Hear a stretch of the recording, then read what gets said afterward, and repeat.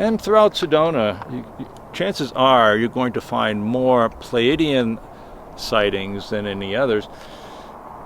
Because one thing they say is they say that the Pleiadians and the star people, they're coming back now. They're coming back to those people and those places that they were connected to at the very beginning of time. And so they're coming back to connect with their people, the Hopis, who are their descendants. They're coming back here to connect with Sedona because they built this place.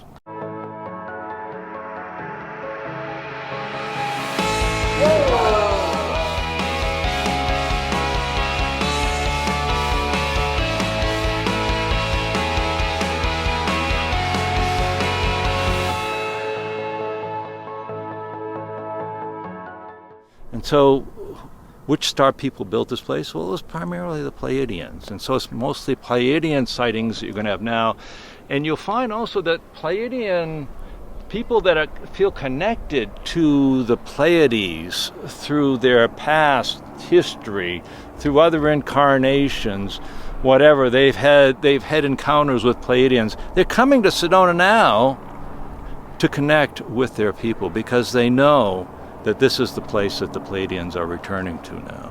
One of the major changes that is occurring, and it's happening because of planetary warming, is this place is getting transformed back to the way it looked in ancient times. Because there was a lot of water here. The lower parts of Sedona were covered with water. There were lakes.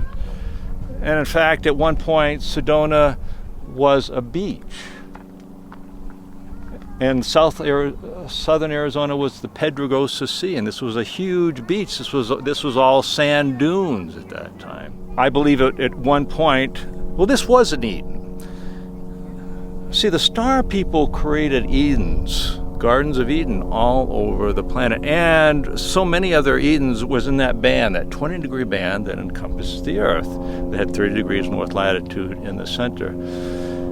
Eridu, Giza, Lalish, many places on that band have the claim of being the Garden of Eden. So you find that there were many Gardens of Eden.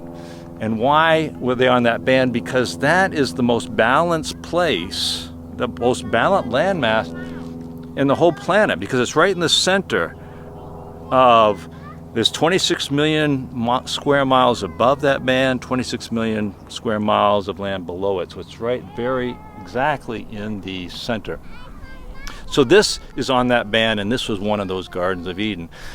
Legend has it that after the last big deluge that sunk Atlantis, the tribes of the southwest here, the Apache, the Hopi, the Zuni, the Navajo, they'd all been inside the earth to survive that deluge, and then they came out, and that officially started this fourth world, and many of them came here.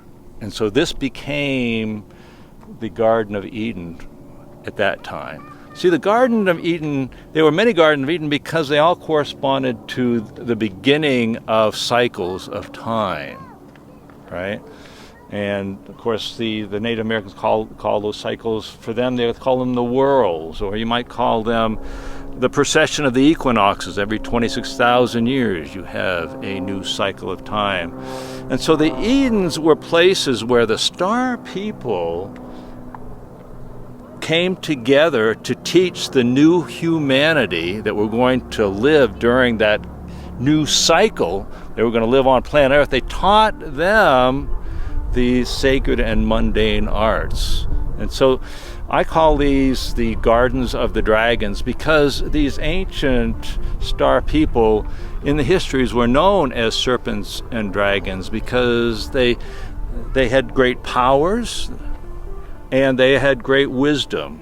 And the powers and the wisdom were associated with the serpents and the dragons, you see. So they were called serpents and dragons all over the planet.